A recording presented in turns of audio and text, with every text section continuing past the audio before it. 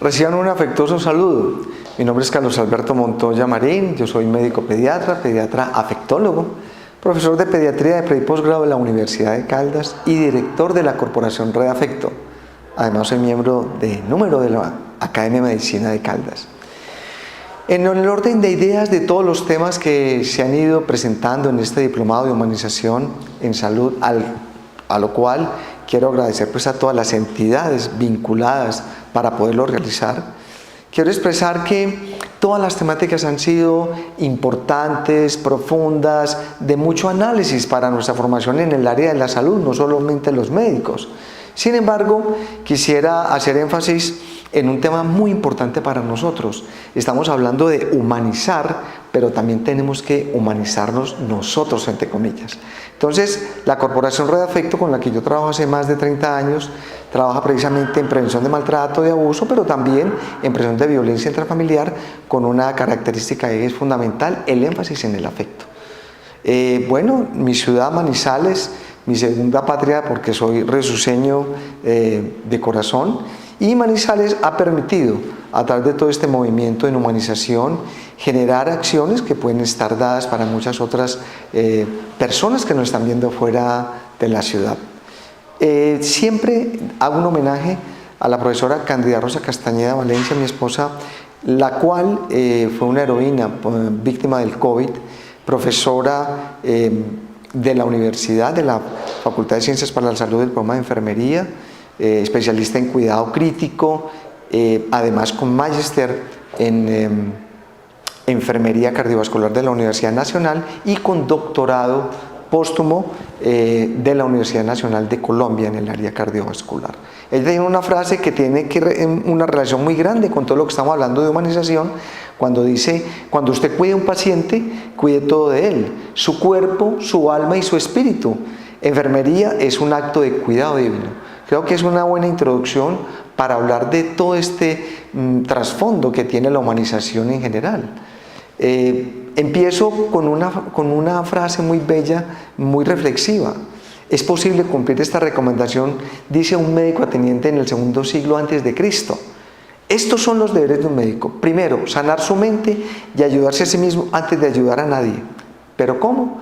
Entonces mire que estamos hablando con mucha anticipación de cómo nosotros debemos cuidarnos para cuidar a los demás.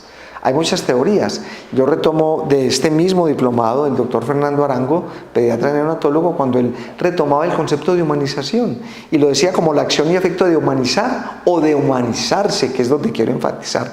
Es hacer humano, familiar y afable a alguien o algo, y es también hacerlo a nosotros mismos.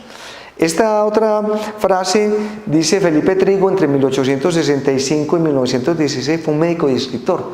En su novela El médico rural, en 1912, describe las vivencias de ese joven allí, pero por la escasa preparación que tenía como rural, pues se angustió, le dio desesperanza, impotencia ante la muerte de un enfermo, y aparece una ideación suicida como solución en la novela.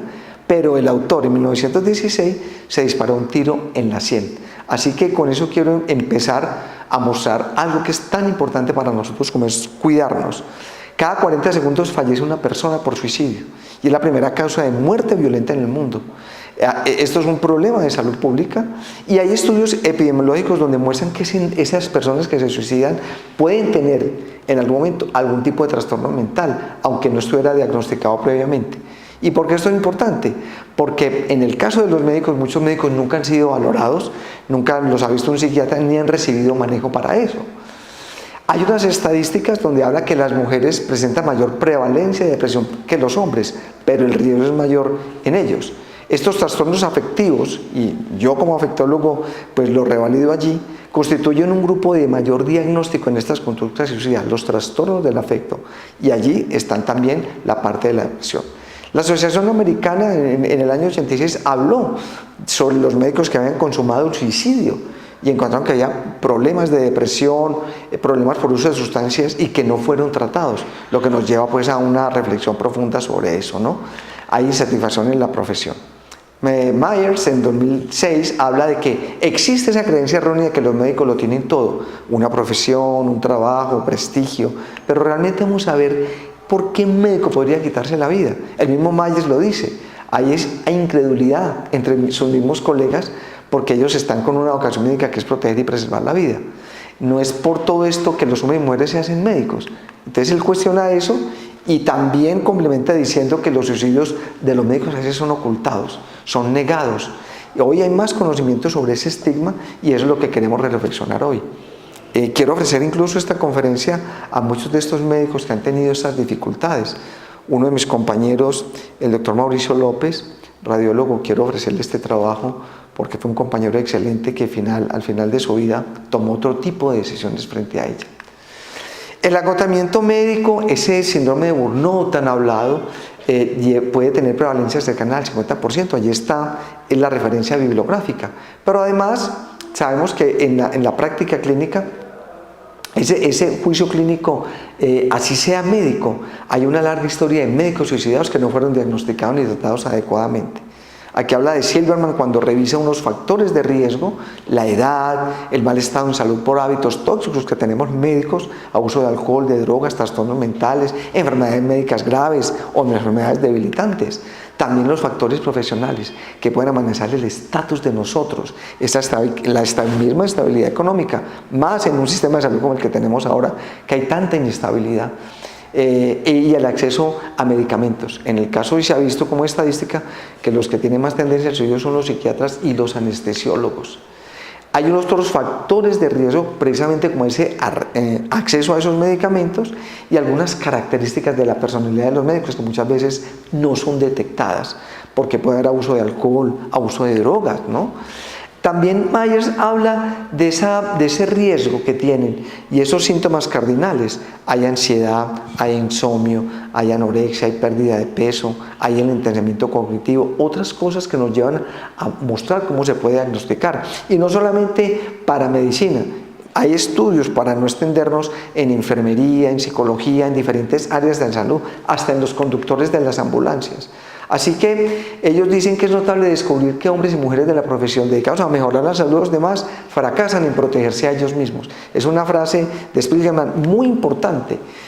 También ya se venía estudiando desde el 55, aquí dice Dowling, dice que hay un signo muy importante en todo esto que es la ignorancia, la indiferencia y la falta de cuidado de la propia salud de los médicos. Y esto lo complementa dando una referencia donde los otros factores que influyen, los antecedentes individuales, el medio laboral, los hábitos que tenemos nosotros los médicos a veces no son los mejores. Y ahí se ha visto que tenemos más riesgo de morir por suicidio, ¿sí?, que otras enfermedades y que otros profesionales. También dicen la detección del tratamiento de los trastornos mentales en los profesionales de la salud. A veces somos muy tolerantes con los compañeros y hacemos como una resistencia para poderlos intervenir realmente. Así que hay unos conceptos muy interesantes. Este me pareció bellísimo y ahí está también la referencia cuando hablan de estrés y diátesis de Houghton, donde habla que hay unos modelos actuales de interacción en esos ciclos vitales y que hay estresores que desencadenan ese comportamiento suicida. Hablando de esas diátesis donde están los factores genéticos, como pediatra se ha trabajado mucho eso y se ha estudiado ese modelo de estrés diátesis en esos factores de riesgo que pueden estar como estados dependientes de carácter genético. Y esos factores genéticos pues van a marcar en la infancia en nosotros los médicos muchas cosas.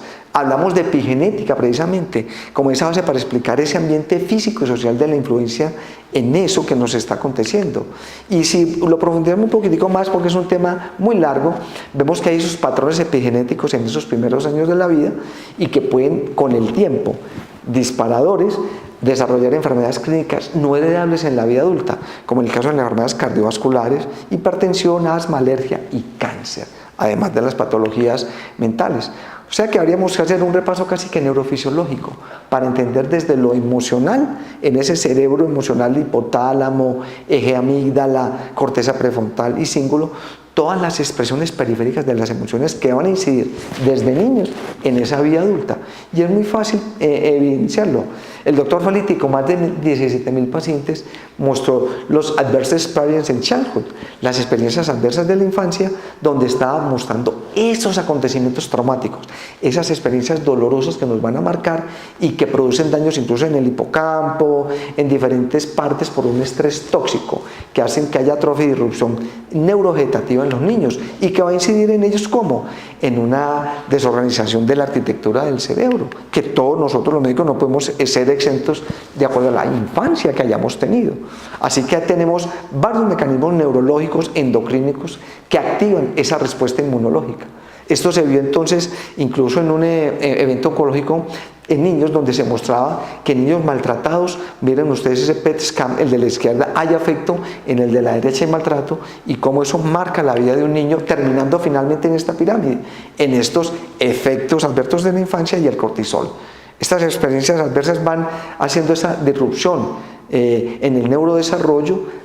Tiene usted problemas emocionales directos con toda esta neurofisiología, hay alteraciones en el comportamiento, en la adaptación, y finalmente terminan en una muerte temprana o en suicidio, dejando unas consecuencias biológicas grandes. Ya lo vamos a hablar y lo hemos mostrado ahora de manera ágil y rápida, cómo estas consecuencias biológicas de la carencia de afecto producen un desequilibrio en el equilibrio metabólico y hay una disregulación neuromoral hormonal que puede producir muchísimas cosas, desencadenar muchas otras cosas y nos lleva hacia las enfermedades crónicas, limitando el aprendizaje y produciendo menos tolerancia a la frustración y generando unas huellas que nos van a marcar para toda la vida.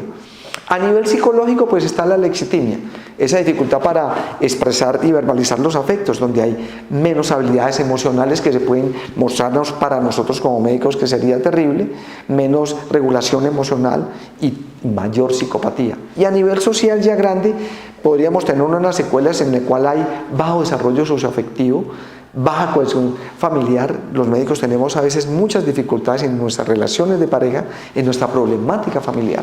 Entonces hay mayor riesgo de violencia interpersonal e intrafamiliar. ¿Por dónde empezar entonces para ir concluyendo? Pues se deben desarrollar intervenciones preventivas. Y estas preventivas, miramos unos metaanálisis, unos estudios basados en la evidencia, buscando como los talleres específicos de entrenamiento en habilidades para la prevención de esto nos puede ayudar, y vamos a mostrarlo en estos minutos.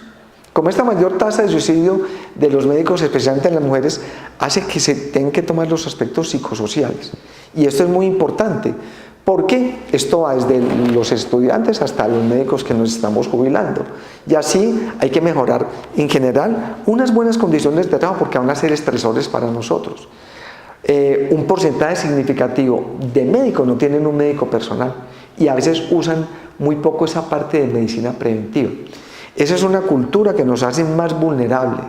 Entonces ellos dicen que no, la falta de tiempo en un 48% hace que no vaya, la falta de confidencialidad, el estigma, el costo y el miedo a que consten en la historia clínica o en su expediente.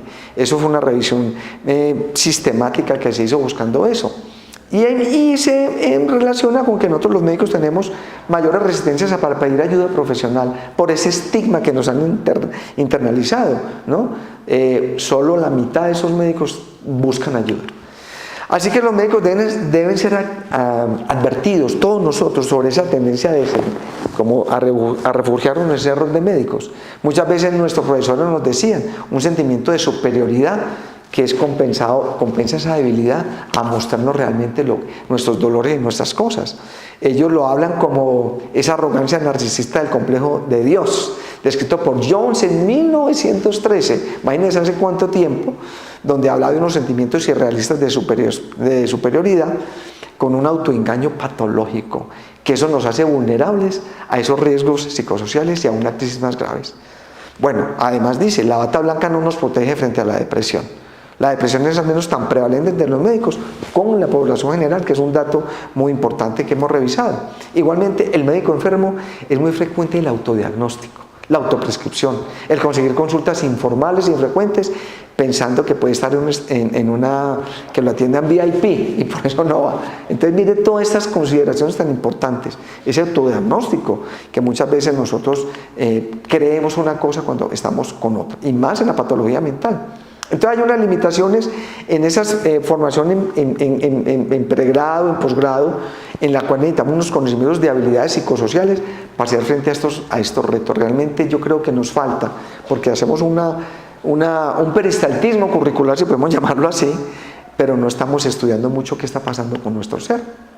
Hay unos modelos donde hablan Lazarus y Folkman, donde dicen que ojalá uno tuviera poder un control, que tuviera esas acciones como evaluaciones cognitivo-afectivas, que pueden ser proactivas para nosotros mismos. La habitación no escapar de la realidad y aliviar los síntomas como consecuencia de ese estrés laboral, buscando formas saludables de enfrentar ese estrés. Hay revisiones sistemáticas, muchas. Hubo artículos de ingleses, italianos, latinoamericanos, como en Chile, en México, aún en Colombia, y en Manizales, en el CES, que se trabajó el síndrome de burnout, en el CES Hospital de Caldas.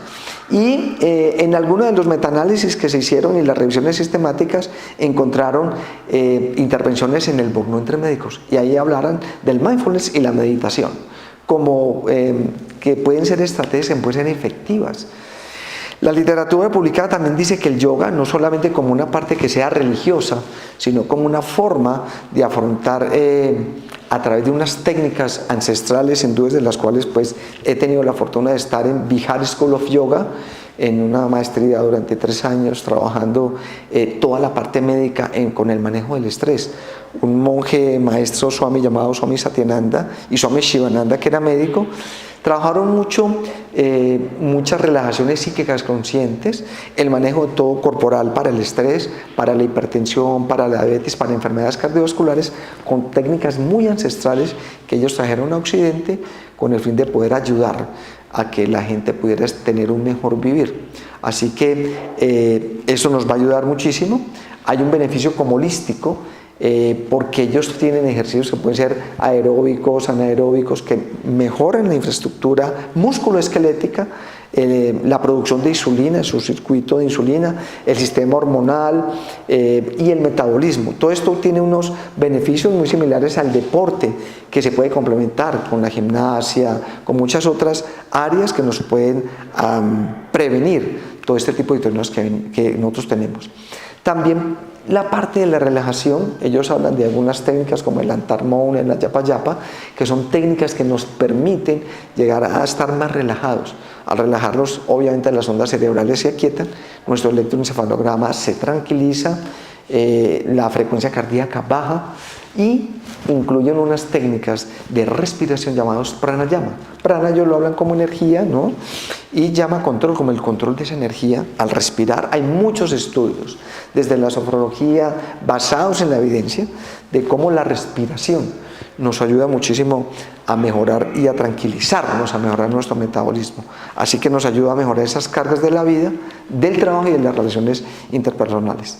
Hay otros estudios que muestran en esta línea como asociado al yoga, el arte, la música, la literatura, que digamos no nos lo enseñan en la facultad para poder utilizarlos, observan mejor manejo del estrés y mejor bienestar de nosotros en este campo médico. Cuando hablamos de mindfulness hay muchas definiciones y hay literatura basada en la evidencia realmente sustentable que la llaman la atención plena, el momento presente.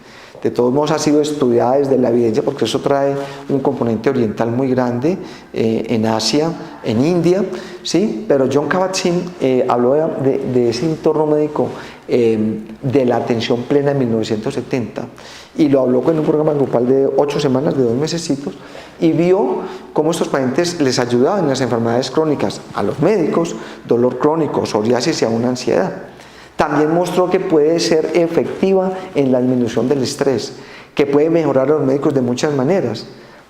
Obviamente, bajando esos niveles de agotamiento, de estrés, de ansiedad y mejorando, medido, el bienestar personal, la empatía y la autocompasión. Ahí van a ver ustedes cómo tienen una referencia bibliográfica de unos estudios que hicieron también en Eslovenia.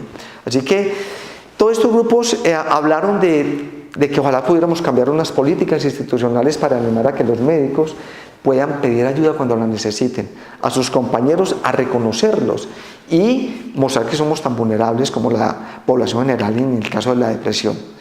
Hay que buscar esa ayuda profesional y confidencial. Yo creo que los colegios médicos deben funcionar como grupos eficaces de apoyo y ofrecer este tipo de alternativas que nos pueden ayudar. Hay algunas limitaciones en el pregrado y en el posgrado, como les decía yo, en nuestra formación, que implementen esa formación de conocimientos y habilidades psicosociales para nosotros los médicos. Ya está, lo dice Blumenthal. Bueno, en la última conclusión, los últimos 5 minutos, es sanando al sanador desde el afecto, que es un poco lo que he trabajado durante los últimos 20 años, con el término de las afectoterapias, trabajando un poco esa forma de sanar nuestro niño interior herido. Lo hemos hecho ya en diferentes escenarios con adultos, y para mí es muy bello como pediatra poder trabajar con adultos sanando ese niño interior herido. Lo vi en un monje vietnamita que fue propuesto como candidato a Premio Nobel de la Paz, el maestro Thich Nhat Hanh, que le tocó la guerra de Vietnam y utilizó muchas de estas técnicas de sanando todos estos dolores de la niñez, de la guerra en adultos. Y bueno, lo hemos hecho aquí con el Instituto Oncológico Hospedale, incluso en la misma clínica Hospedale con una oficina del afecto, que es la primera oficina del afecto del país donde damos este tipo de alternativas para eso. Hay un abordaje emocional de los equipos de salud y realmente la respuesta ha sido maravillosa. Se ha tratado de medir y encontrar el antes y el después de estas intervenciones que hacemos a través de todas estas técnicas, como musicoterapia, música, medicina, relajación, meditación, el yoga que les conté de Bihar School of Yoga, y una serie de alternativas que finalmente concluyen con Cándida Rosa, nuestra enfermera homenajeada y a la cual le dedico toda esta conferencia también. Sacamos un kit del afecto simbólico para trabajar, y lo hicimos durante la pandemia, como ustedes lo pueden ver ahí, unas tabletas, y eso es educativo, preventivo, de dialogoprazol, tabletas por 500 pacientes y gramos. Ahí están las indicaciones. El respira cetofén, que tiene que ver con la parte simbólica del pranayama y de los ejercicios respiratorios que nos van a ayudar, y que en lo cognitivo-conductual ha sido utilizado por la psicología, ¿no?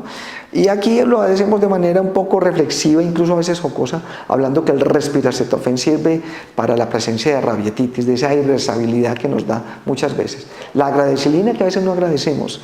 Tenemos que agradecer incluso el gremio médico, y es una campaña que yo quisiera hacer como académico, además de la Academia de Medicina. La abrazocilina, y una que me encanta, el besomeprazol.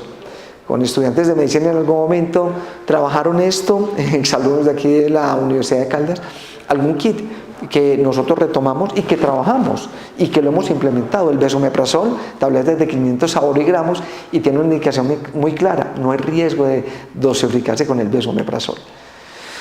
En ese sanando al sanador, conclusiones. ¿Qué tan sedentario es usted, querido colega, querida enfermera, querido personal de la salud, querido profesional? Que así no sea la salud, ¿cómo se cuida usted? ¿Qué tanto ejercicio realiza? ¿Realmente lo hacemos por estar ocupados en turnos y en consultas?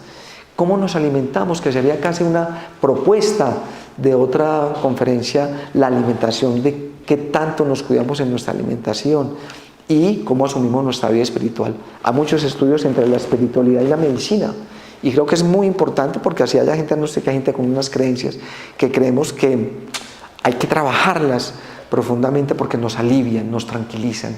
Hay muchos estudios frente a lo que es la oración y la espiritualidad y la medicina, por ejemplo. ¿Qué alternativas tenemos? Les hablábamos de mindfulness, pero también de una técnica que utilizan en Bihar School of Yoga que se llama el SWAN, que es la técnica del cisne en inglés. SWAN, que es Stronger, es decir, usted puede hacer una listica para usted, donde ponga cuáles son sus principales fortalezas. También el weakness, las debilidades. Hablamos SWAN en inglés, pero es fortalezas, debilidades. ¿Qué debilidades tenemos nosotros en nuestro ser, en nuestra salud, en nuestra personalidad, que nos impiden? También las aspiraciones. ¿A qué aspiramos? A una vida en paz a pesar de todo el trajín que tenemos en el sistema de salud. ¿Y qué necesidades tenemos? Así que yo creo que este SWAN, es como una matriz DOFA interior, un poquito espiritual, un poquito interna, que les puede ser útil. Si lo quieren hacer, háganlo, ensáyenlo, porque les va a ayudar mucho. Siempre decimos aquí que el afecto es sanador y produce felicidad. El afecto es sanador. Yo trabajo con un superhéroe llamado Superafecto, vamos a colegios, universidades, con adultos, y se encantan de ver un superhéroe que trabaja la parte desde el afecto. pensando siempre que el afecto es sanador. Así que este es el mensaje que queremos dejarle como una reflexión. Muchas gracias y un abrazo afectuoso para todos ustedes.